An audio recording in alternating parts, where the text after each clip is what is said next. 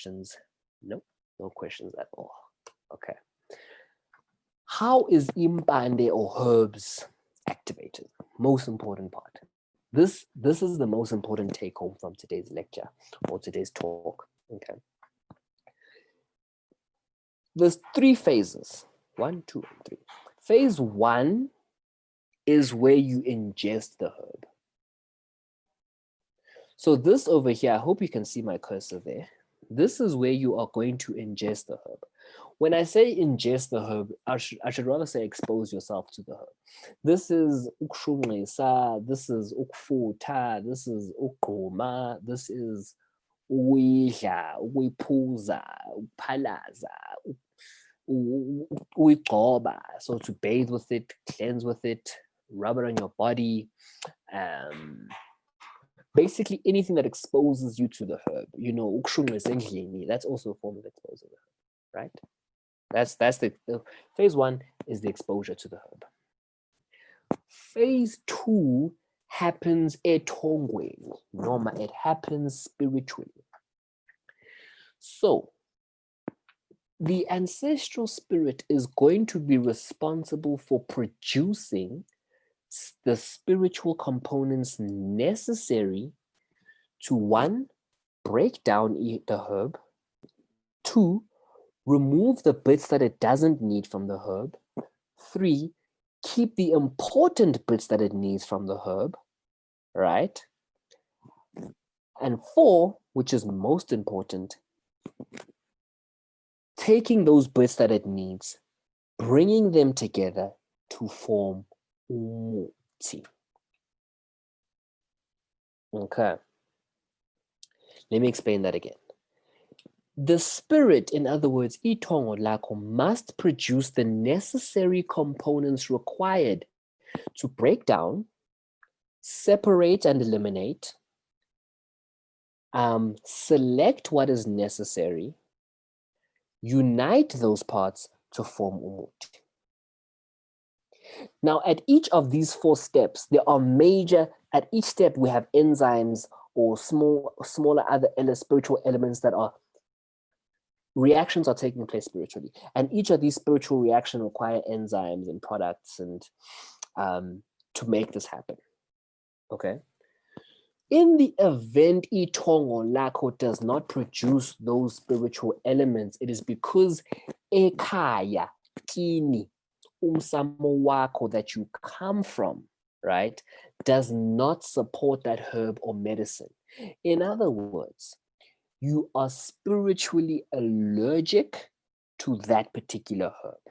The same way umuntu is spiritually allergic to peanut butter, or they're lactose intolerant, because lactose intolerant is the inability for the body to produce the component which is lactase, an enzyme necessary to break down milk, right?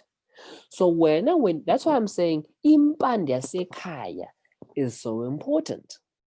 Exposing yourself to impande that itongo lakho has the ability to metabolize is fundamental. Once you expose yourself to a herbal medicine that itongo lakho can produce the spiritual components for, then you get the product, which is umuthi. So some people are saying, yes, but I've been taking umuthi and nothing happened. I've been taking this, but nothing happened. Oh, I took this and I ended up even worse than what I was before. Yes, if you're ending up worse than where you were before, that's spiritual anaphylactic shock. I explained that in the previous webinar, right? It's an allergic reaction to umuthi, okay? Leompande, sorry. If nothing is happening, it is because you don't have, your itongo lakho does not produce the components necessary to metabolize that particular herb or medicine. Hence, you're getting no reaction and it is simply passing through you, right? Phase 2 is the most intricate, the most complicated, and the area of research which requires a lot more to be done.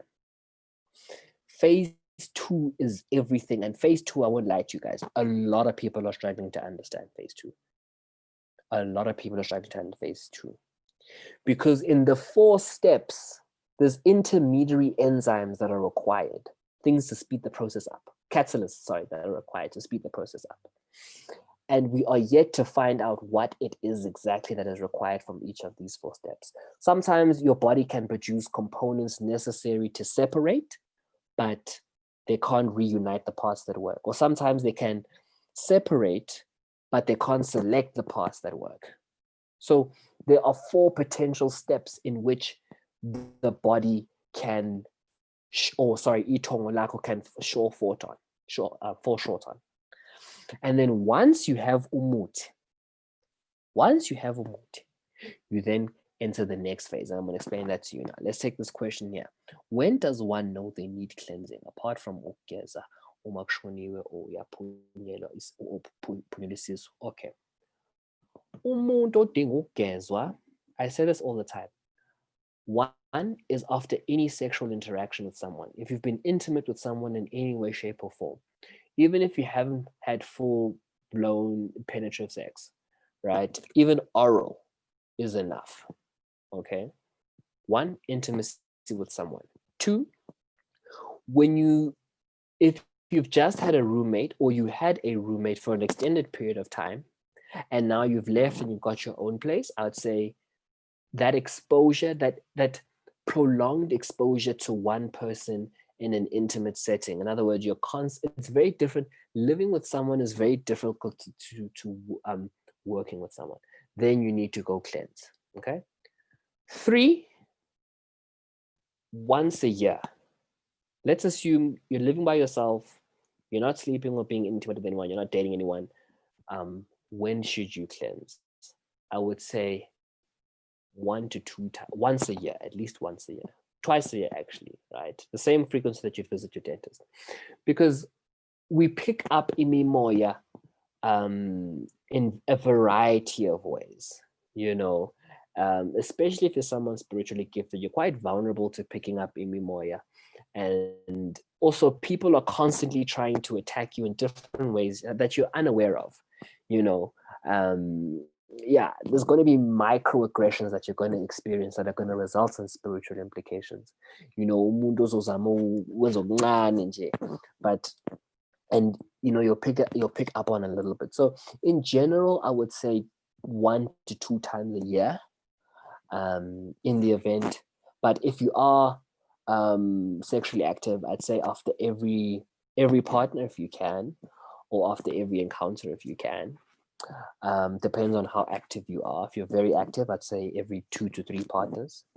And yeah, also, have you lived with someone? If it's a prolonged period of time, then also do that, especially after moving out. If you've moved into a new place, a lot of people are renting because of umuntu oshadile yena.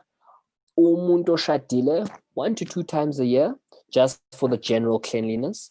But especially in the event of infidelity, umuntu oshadile, because yeah, you don't know what your partner picked up when they were with someone else. And on top of that, that also maybe requires a consultation, because it also depends, like, was there a child as a result of, you know, that infidelity? But yeah, umuntu oshadile 1 to 2 times a year. In the event there's no infidelity, there's no nothing, same procedure, 1 to 2 times a year, because you don't know what your partner's picking up. Because especially if your partner, let's say example, your partner is a doctor, right? They're exposed to quite a lot of people. You know, people have different jobs, right? So like, for instance, my job, I am exposed to quite a lot of people before lockdown, quite a lot of people, purely because I'm a consultant, right? That's the nature of my work. So I'm exposed to quite a lot of people. So sometimes I do cleanse quite regularly, just because I don't know what I'm picking up, good or bad, you know, just by being in the space with people, interacting with people, shaking that person's hand, hugging that person, you know, you just pick up a whole lot. Once you have umut, I hope that answers your question, by the way. If not, just feel free to drop more questions in the chat box below. Okay, once you have umuti, right?